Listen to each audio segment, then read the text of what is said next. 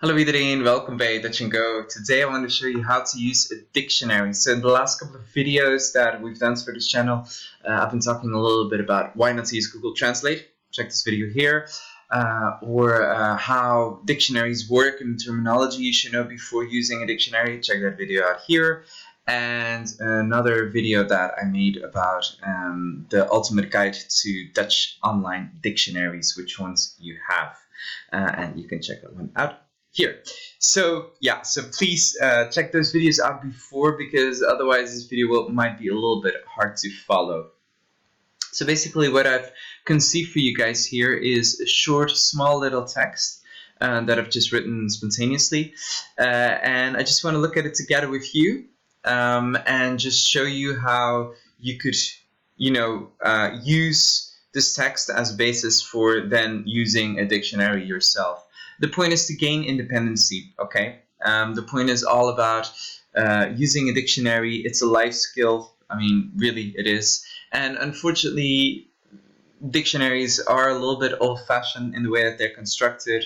There are some issues, I think, especially with the fact that Dutch dictionaries do tend to use old terminology or Dutch terminology when it comes to grammatical words, and I think that's nonsense. I just think that there should be an international standard so that at least we kind of have just a universal word for substantive, which would be substantief. But no, they use zelfstandig naamwoord. Again, check out my previous videos and blog posts before, just so that you're aware of all that stuff. So today I'm not going to be explaining all that. But yeah, so there are some issues related to dictionaries and how to use them, and unfortunately a lot of students don't know how to work with them. So I just thought it would be productive if we could look at an example together and just help you through the process of using a dictionary and also the thoughts that should go into it before. So first of all, I have here a document, so let's just read out the text together. Mark is een man van 33 jaar. Zijn leven is interessant.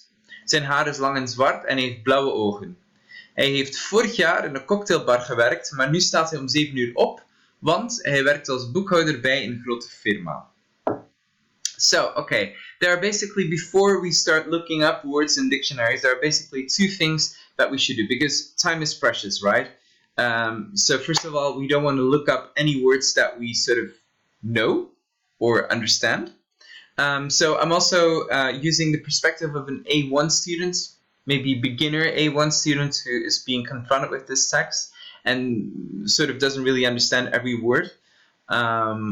So that is sort of the perspective that I'm working from. So the first thing that we can do, because that will become important later on, is we can separate the sentences. So which sentences do we have? Because sometimes we have sentences that are glued together. So first of all, okay, so sentence number 1 here, okay. That's easy because it ends in the dot. Second sentence, zijn leven is interessant. Second sentence, zijn haar is lang en zwart en hij heeft blauwe ogen. So here, hij is another indication of a subject. So then I know, oh, right, another sentence. Plus I have n. So, sentence number 1, sentence number 2. Okay? So here, those are two sentences together. Hij heeft vorig jaar in een cocktailbar gewerkt. Maar, aha, so maar means but, okay, and is another indication of the fact that this will split a sentence normally, okay. Maar nu staat hij, here I have another subject, hij, he, so yeah, indication that it's a new sentence. Want means because.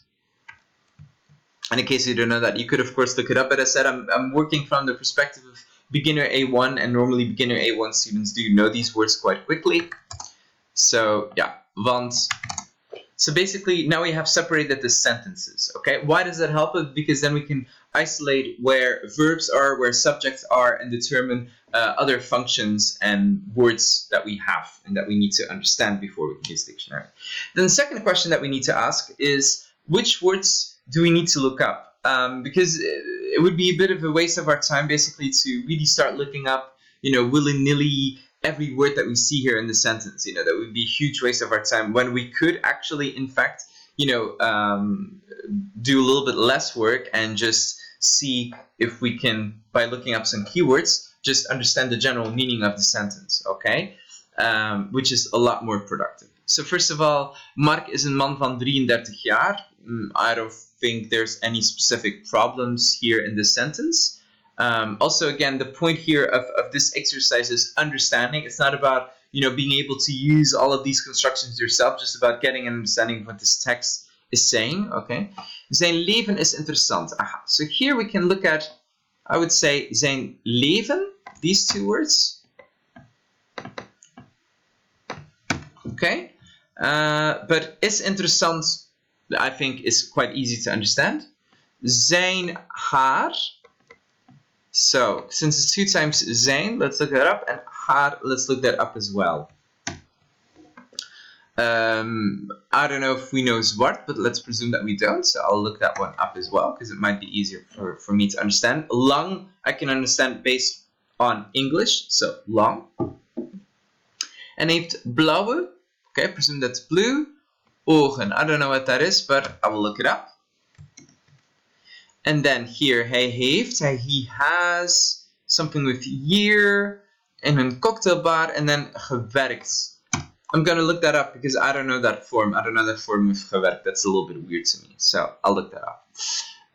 Then, now that I know, staat hij om 7 uur op. 7 uur, 7 hours. So 7 hours, something 7 o'clock, maybe, probably. And I will do this stand because I don't get it what he does at 7 o'clock. And yeah, hij werkt, he works. That's not a problem. Boekhouder, I really don't know. Groot, I know is big because that's very basic vocabulary. And firma, well, firm, so something with company because we're talking about profession. Okay, so that is how I can use roughly the context to determine the meaning of words. Okay, and there's no point in looking up every word because sometimes you can just guess or derive it from the context. Okay, yeah. Cool, so that's the first step. So we have separated sentences and we've understood where the sentences are. And now let's look at which words we need to look up. So let's start with the first one, zijn. Zijn. So here I'm using Van Dalen, the online versions, which I've talked about in a previous video. So I'm using the NT2 version and the Dutch to English, English to Dutch version. I'll be using mainly that one because this is a video for beginner students, A1 students. So I just want to show you a little bit how this dictionary works. I wasn't sponsored by Van Dalen, by the way, before you think differently. Nobody paid me to make this video. I'm just quite a fan of this layout. I don't think it's super expensive.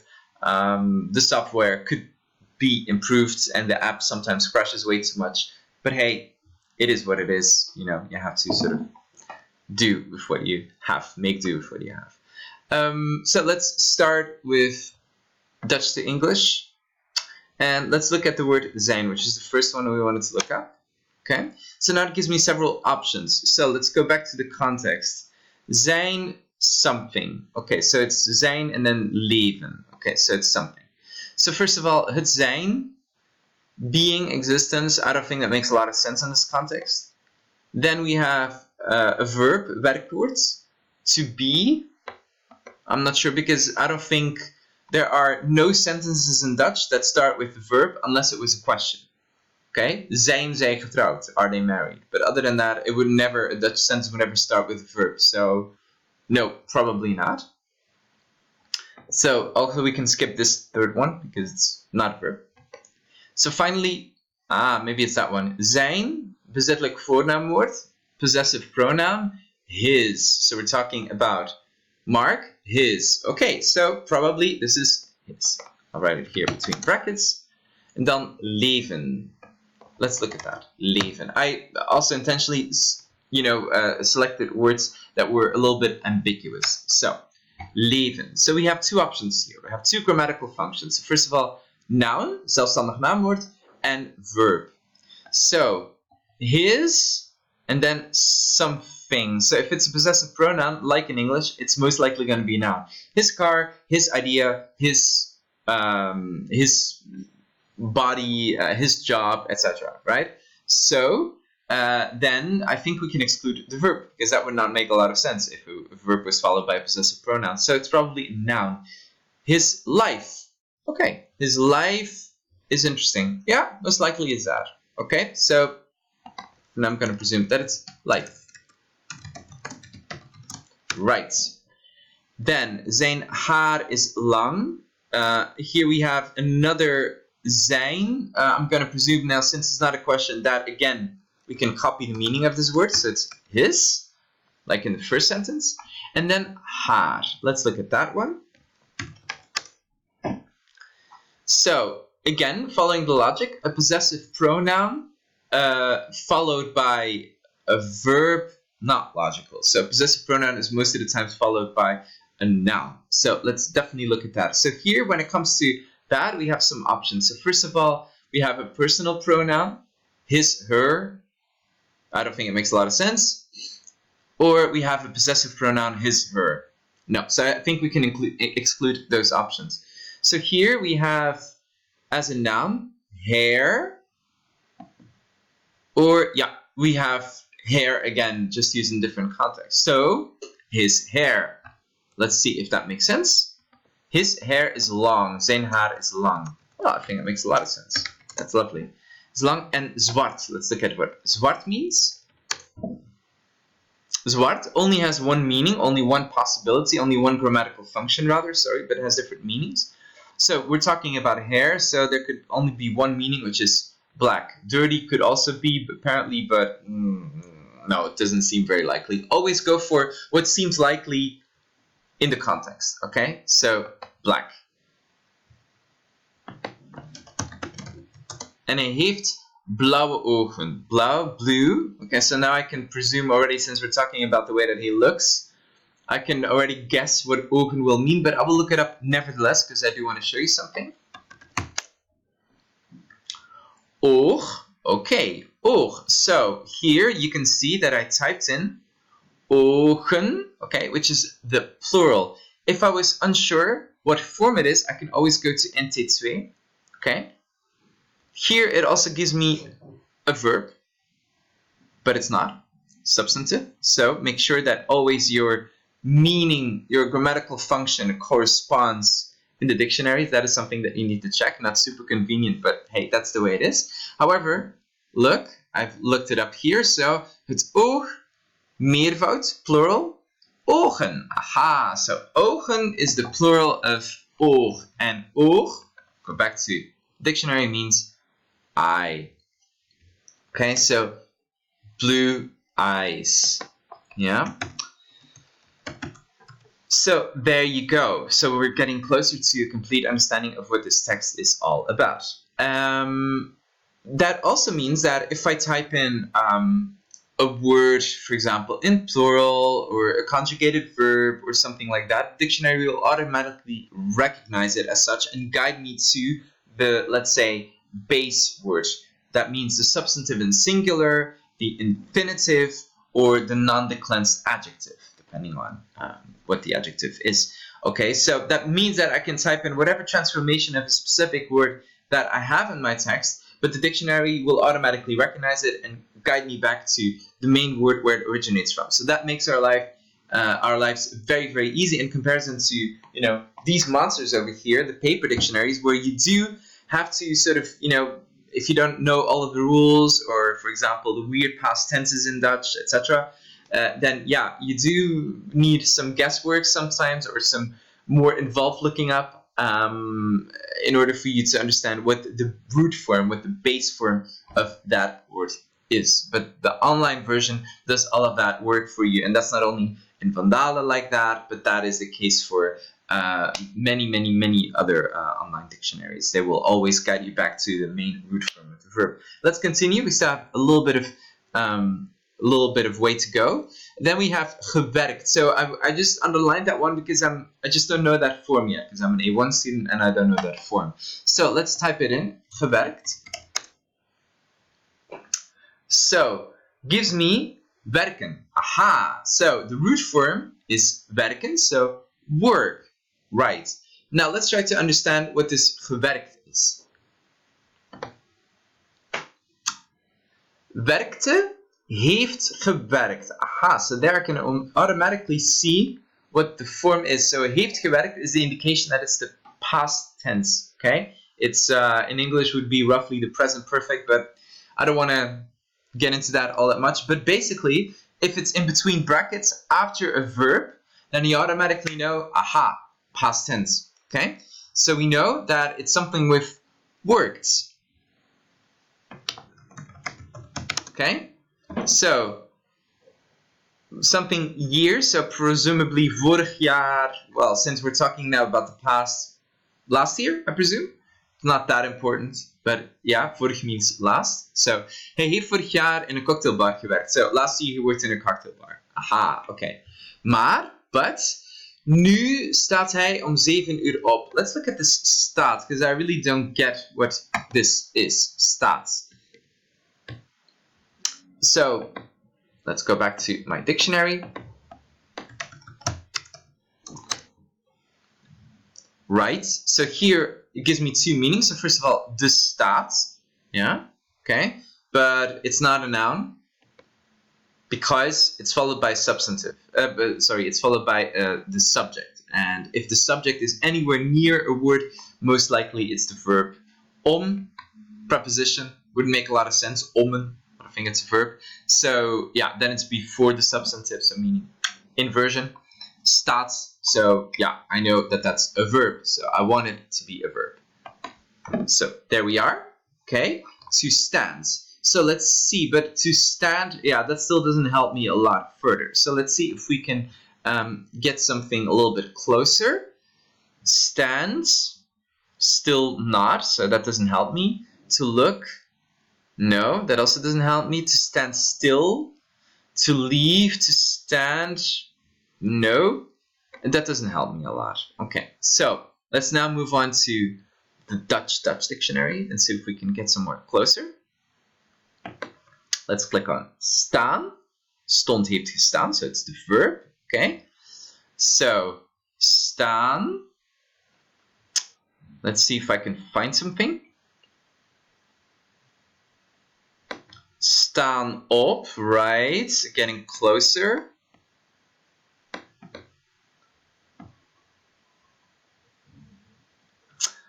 But I can't find it. Okay, so this is a problem. Yeah, I can't really find any meaning that I like. So let's scroll a little bit down. And here also it doesn't give me anything. There's a little bit of a disadvantage with this dictionary. That's just a little bit why we're doing this exercise, just for me to show you a little bit how dictionaries work. So unfortunately, which is a little bit stupid, it doesn't give me any derived verbs. Okay, it doesn't give me like what verbs are related to staan. However, okay, this is another rule that you have to know, but nu staat hij om 7 uur op. Well, the word ends in op, so we combine op, the sentence ends in op, so if we combine op with staan, yeah, opstaan, selected stand up, get up. Ah, he gets up at 7, and now that starts to make sense. So this is a separable verb. Okay. If you have any questions about those, I have a video here about eindgroep and separable verbs in eindgroep. And hopefully at some point I'll make a separate video about separable verbs. But yeah, anyway, so this is a separable verb, so it means to get up. So if you cannot immediately find the meaning, just maybe check if it's maybe a separable verb, and maybe if you have to incorporate, yeah, the final elements of your sentence into the verb. Maybe that's an option. But I confess, this is not necessarily easy, and this is something where dictionaries could still improve, where they could, for example, insert a function where they sort of say, oh, but did you mean this verb? And maybe there are some other online dictionaries that would do that easier for you. Yeah, advantages and disadvantages, because on the other hand, what is really nice about Van Dalen, and that I've already discussed, of course, with this NT2 version, I can hear the Dutch and Flemish pronunciation of a word. So that is super nice. Want hij werkt als boekhouder. That's the last thing that I wanted to look up. Boekhouder.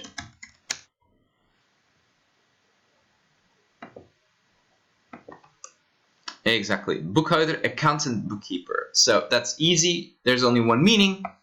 He's an accountant with a big company. Okay, so there you go. So these are some, this is a very rough, basic introduction on how to use a dictionary when learning a language. Basically, always separate the sentences because sometimes sentences are glued together. So just tear them apart again. That will make it easier to identify subjects, verbs, etc. Also, always check which words you actually want to look up, which words will impede your understanding of the text, because that will diminish your work, because you also don't want to lose too much time, because the main goal of this type of exercise is to understand the text, and you just want to have a rough understanding of what the text means. And yeah, I hope this video was helpful for you, and I hope this video will now encourage you to work with dictionaries more instead of Google Translate, which is the whole point of why I'm making these videos, to encourage you to use dictionaries again and not use Google Translate. If you have any other questions, let me know in the comment box down below. Leave a comment, leave me questions. Check out my blog as well, where you'll find the terminology and tips and links to other online dictionaries as well. Thank you so much for watching. See you next time, and yeah, hope you manage to use a dictionary properly and that you start to really understand and also maybe, hopefully, enjoy the process. Dankjewel voor het kijken en tot de volgende keer. Dag!